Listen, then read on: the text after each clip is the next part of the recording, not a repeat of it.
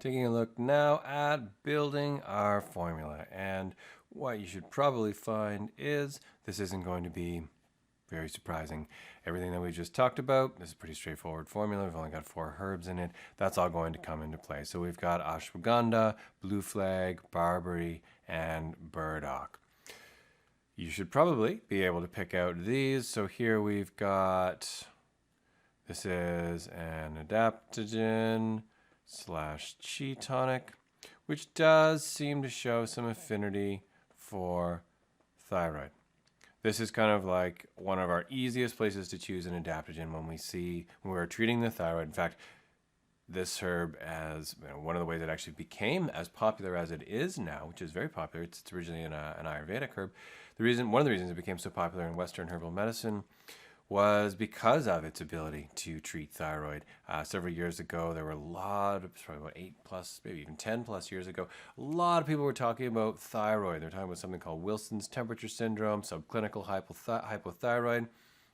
We don't really hear those talked about as much, in many cases really at all anymore, but they were a pretty big buzz, and one of the herbs that was being used quite successfully to treat what was just really a sluggish thyroid for, like we talked about in our first video, for probably very understandable reasons.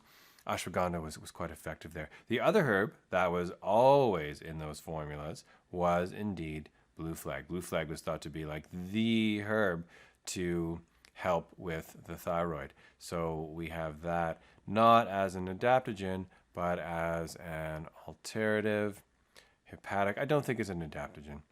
An alternative hepatic with that same affinity for the thyroid. And there seems to be some truth to this. I have looked at the research, and it does suggest that there is some thyroid specific activity. Is that cause or is that effect, though? I don't know that we can definitely say. However, enough that we include it over some other choices of hepatics. However, we've got Berber's vulgaris. Now, this one is obviously an alternative hepatic, but I would not say this one has any specific affinity to the thyroid, or if it does, we don't really know about it. We've talked about it as an endocrine modulator in terms of blood sugar regulation, but I don't think that we can say this is a specific thyroid herb, just happens to be one that I like quite a bit. This one, likewise, is an alternative hepatic, and this one will have mild, let's see these herbs again, but a mild laxative effect. Like we talked about, you could definitely do Rumex crispus if you could just swap these in and out. I don't know that you'd need to use both, but you could probably change it. If there was, this is also alternative, hepatic, but this is a true laxative or a stimulating laxative. If there's constipation, you would use this. It doesn't mean even in loose stools, though, you can still use this. Rumex crispus, as I think we've talked about, is also astringent, quite astringent and toning to the GI. So even though we've got loose stools, sometimes part of the reason we have loose stools is because we've got a bit of a permeability issue in the gut. Rumex crispus is particularly good at tightening and toning the gut, and so we sometimes think of this herb in terms of being useful for building blood, which might be a big part. Even in Western herbal medicine, this was a herb that was said to help build the blood. So this might be something that you do use if you see a lack of nutrition. Even if a person is larger, if you still see just what looks like an obvious lack of nutrition, then Rumex crispus could be a good choice, even if the stools tended to be loose. So it's not a hard contraindication not to use it in loose stools, but be cautious and make sure, of course, you pair it with other things. Probably not too much else to say about this formula. Not optimal as an infusion, pretty good as a decoction, especially if we're not using Rumex crispus. These are pretty good as a decoction. They would also be fine as a powder, but this is a combo that would be no problem to use as a tincture either. Nothing wrong. Oh, didn't even write tincture on there. All right, let's put that in there. This would be fine as a tincture. And I would probably, if I have to say, in truth, I probably use this combo or a combo like this most often as a tincture, even though I more commonly favor decoctions. This would be 1 tablespoon BID between meals.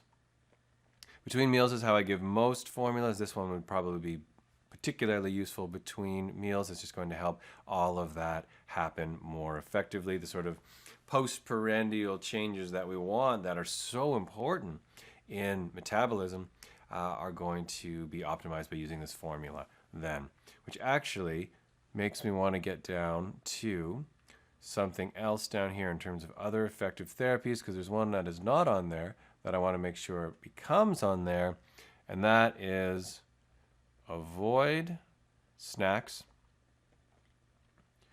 And I think it's safe to say intermittent fasting. I would suggest, and of course there's quite a bit of research to suggest this as well, intermittent fasting has quite a positive benefit on metabolism. One of the challenges of snacking is that we never get into that postprandial state. It's kind of like as soon as we start to come down, we snack again, and it just keeps going up and up. So we never fully get into that process where the liver has to make some adaptations, has to do some glycolysis and start to regulate blood sugar by the body's own means, rather than always having it come exogenously, through snacks. Fancy word for snacking.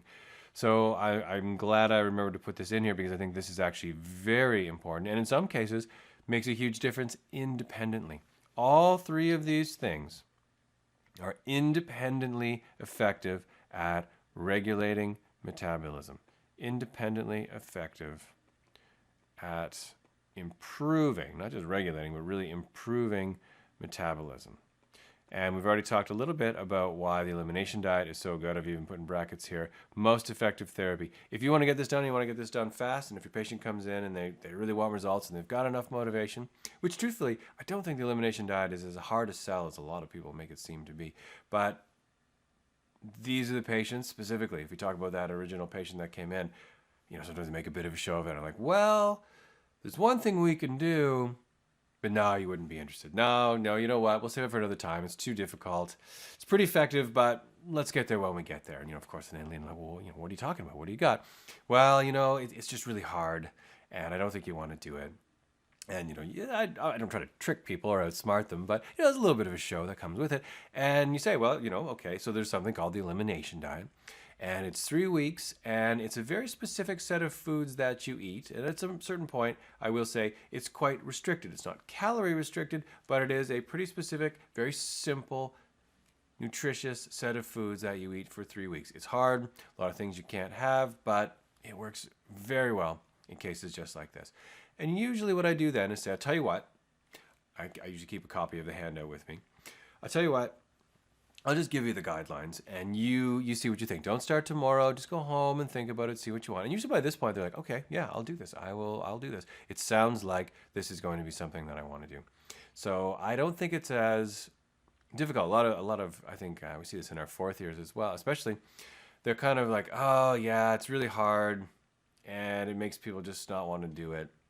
And they don't sell it because they're not necessarily convinced. And maybe it's because I've seen probably hundreds at this point, people do the elimination diet and come back and say, and not just come back and say, but come back and look so much better. Often you can see, wow, you've not just lost weight, that's wonderful, but you can see their face looks slimmer because some of the puffiness has gone down. Usually they've noticed that as well. And their skin's a little healthier, their hair's a little shinier, they look better. If it sounds like I'm overselling the elimination diet, maybe I am. Don't expect, maybe all of those miraculous results, but I've never seen it not be significantly better for someone. So I'm a big supporter of it. Optimal physical activity. Oh boy, here's a big one. What does this mean? Here's another thing. This is pretty much how I talk about it now. I talk about high intensity interval training, or HIIT training. Now that a lot of people hear that and like, well, that's more than I can do. Like, I'm not going to be in the weight room, doing snatch and cleans, clean and jerks, and doing this kind of intensity. That's not what it has to mean at all. So really what I mean by this is increased significantly heart rate and respiration rate, and we just need to see sweating. If you're not sweating, oh boy, here's a say it. If you're not sweating, it's not physical activity. I'm just going to say it. I said it. I don't know how you feel about it, but I think that's probably true. If you're not sweating, it's not physical activity of the type that really is going to show you cardiovascular benefits, metabolic benefits, muscular changes, improvements in lean body mass, I think you have to, at least at a minimum, get to a sweat to really get those benefits. This is not to say the other stuff is not okay. It's great, but here we're talking as a specific intervention.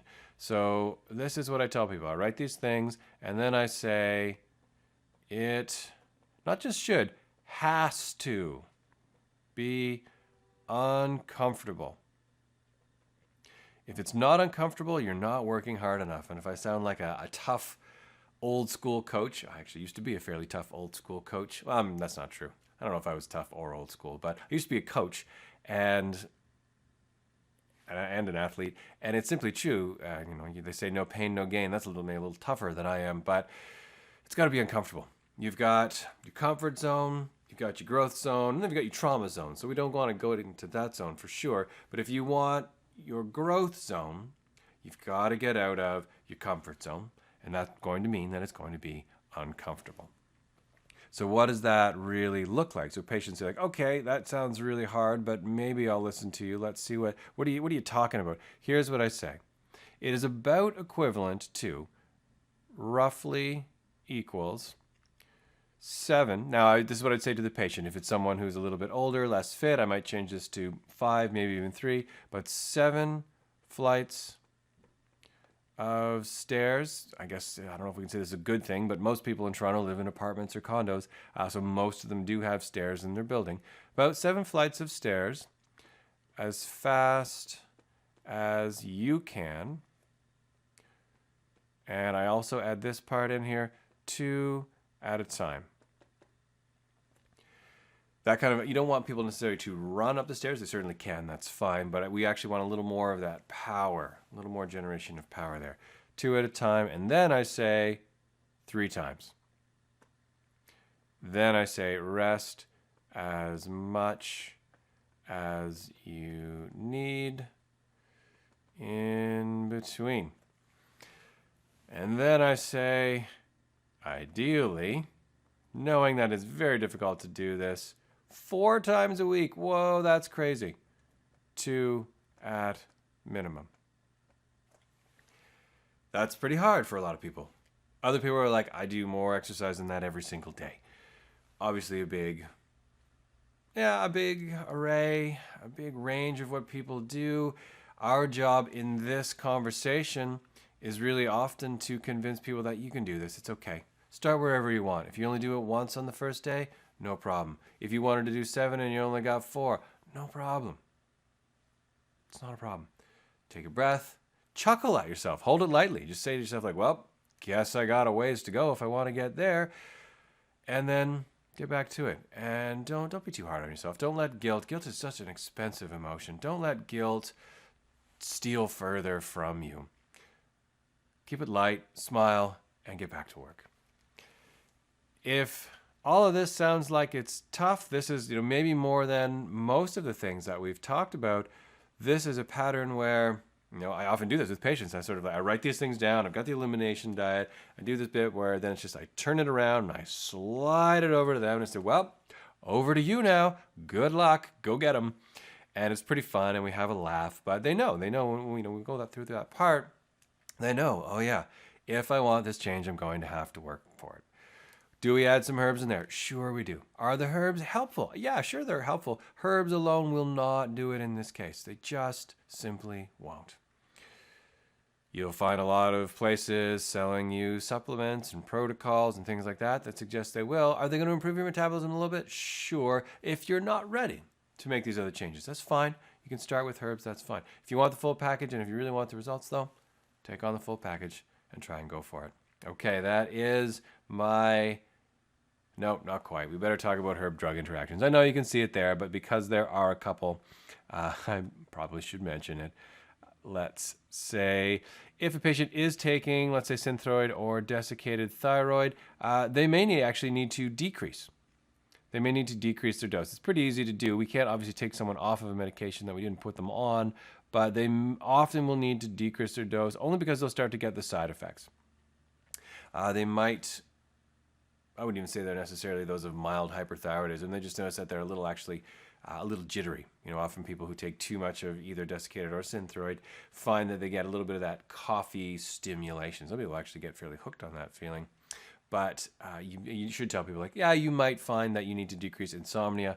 It can be something that comes up. You might find you need to decrease your meds a little bit. Obviously, you look out for things. There it is: insomnia, agitation, rapid weight loss. We don't see that too often, but if you did, that'd be a thing to take a good look at and reevaluate your strategy. Okay, that will do it for our bit here, and we'll do our third video about looking at the highlighting the herbs of this hypothyroid section.